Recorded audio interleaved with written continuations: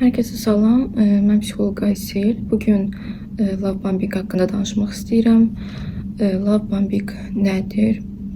Kimlər istifadə edir bu manipulyasiya texnikasından? Bundan necə qoruna bilərik? Yəni bunun əsas xüsusiyyətləri nələrdir? Bundan danışmaq istəyirəm. Love bombing adından da görsəndiyi kimi aşırı sevgi, aşırı emosiya, birdən-birə aşırı diqqət verilərək qarşındakı insanı idarə etmə texnikasıdır. Yəni bu hər yerdə istifadə olunan bir texnikadır. Yəni bunun manipulyasiya bildiyimiz kimi qarşımızdakı insanı şəffaf yox, qeyri-şəffaf yollarla öz məqsədimizə çatmaq üçün istifadə olunan bir texnikdir. Yəni bir yoldur. Yəni love bombingdən danışım. Love bombing əsasən kimlər tərəfindən istifadə olunur? Hansı psixi pozuntular daha çox buna müraciət edirlər? Love bombing daha çox narsistik şəxsiyyət pozuntularının, sərhədvarilərin və emosional yetkinlik çatışmazlığı olan insanların istifadə etdiyi bir manipulyasiyadır. Daha çox yəni bu insanlar bundan istifadə edirlər. Narsistlər bildiyimiz kimi insanları kontrol altında bir qurban seçirlər və idarə altında saxlamağa çalışırlar. Və narsistlər də bu texnikadan daha çox istifadə edilməsinin səbəbi qarşısındakı insanı idarə altına almaqdır. Yəni bir qurban yaratmaqdır bir növ. Sərhədvarilərin bunu etməsinin səbəbi yəni daha çox necə deyim, emosional olaraq birdən-birə qarşılarındakı insan emosiyalar tez-tez dəyişdiyi üçün qarşılarındakı insan birdən-birə yüksəldir, lakin zaman keçdikcə o insandan soyuya bilərlər. Yəni bu formada olur proses. Yəni love bombing nə formada olur? Əsas xüsusiyyətlər nələrdir? Yəni bunu belə deyim ki, məsələn, birindən misalla başa salım. Birindən yeni tanış olmuşuq və bu adam nə biz tanıyırıq, biz də o adamı yaxından yaxşı tanımırıq. Bizə birdən-birə aşırı sevgi, aşırı emosiya, durmadan hədiyyələr, yəni durmadan zərklər, mesaj atan kimi cavab verirlər. Nəsə sən tutam ki, tənqid eləsən, hə yaxşı, mən bu düzəldəcəm deyirlər. Yəni hər dediyiniz okeydir bu insanlar üçün. Yəni nə desəz razı olurlar. Qısacası.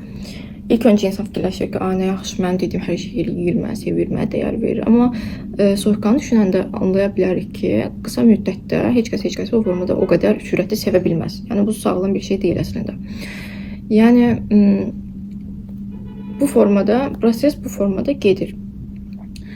Biz ondan sonra əsasən 1-3 həftə arası olur bu ardıcılıq. Yəni təzə daha aktiv sevgi, dəyər, idealizasiya getdiyi halda zaman keçdikcə görsək ki, siz buna biraz diqqət verirsiniz qarşı tərəfə, artıq soyunmağa başlayırlar.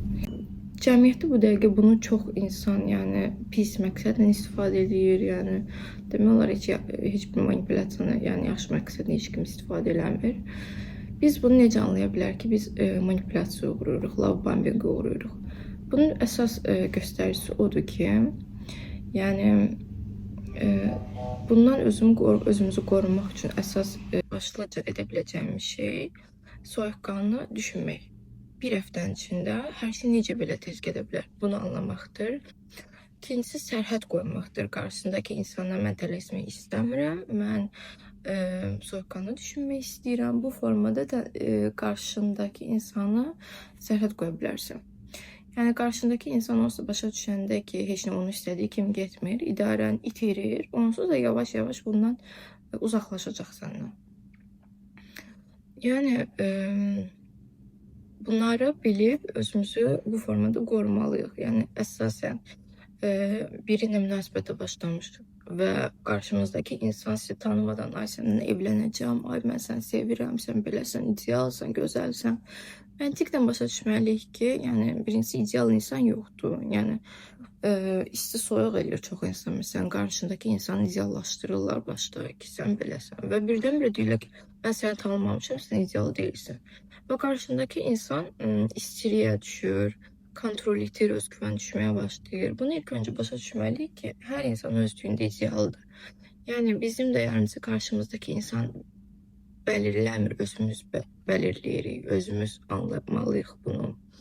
Yəni bu həyatımızda, münasibətlərdə hər şeyin belə sürətli getməyini anlayaraq, bu bizim üçün artıq qırmızı siqnaldır və bu insanlardan yavaş-yavaş uzaqlaşmalıyıq və onlara sərhədlərini bildirməliyik. Yəni bu videonu çəkməyimin səbəbi, yəni sizə bunları bilməyənlərə izah eləmək, cəmiyyətdə əsasən də qadınlara, düzdür kişilərə də olur, amma daha çox cavan qızlara, əsasən də ergənlik yaşında yeniyetmələr çox istifadə olunur belə şeylər. Yəni bunları bilərək qarşımızdakı insanları qoruya bilərik. Əsasən də özümüzü. Videoya vaxtınıza görə çox sağ olun. Günlük bu qədər.